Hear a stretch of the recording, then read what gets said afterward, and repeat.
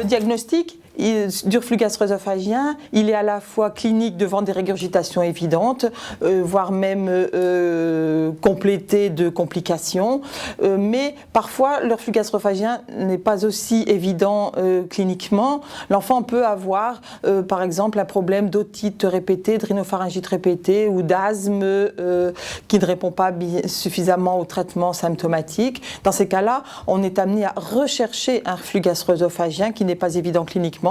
Dans ce cas, ça passe par des examens complémentaires.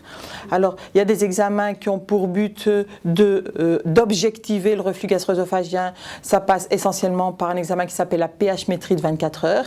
Qu'est-ce que c'est que la pH-métrie de 24 heures? On enregistre en fait en permanence le pH du bas-œsophage avec une petite sonde, un petit fil qui passe par le nez, qui est laissé en place 24 heures. Et au bout de 24 heures, on peut, par informatique, savoir si le bas-œsophage a été exposé de manière trop prolongée à un pH acide, c'est-à-dire à de l'acidité qui remontait de l'estomac.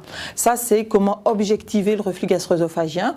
Maintenant, il y a d'autres examens qui ont pour but d'objectiver les conséquences du reflux.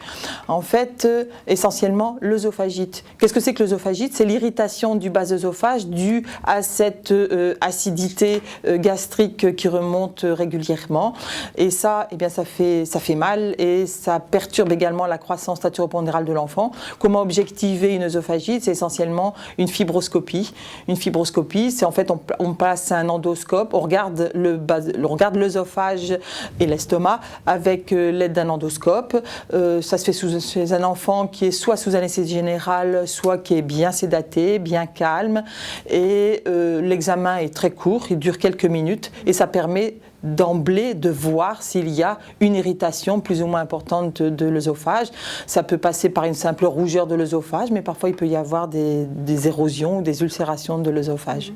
Donc voilà comment essentiellement on diagnostique un reflux gastro-œsophagien.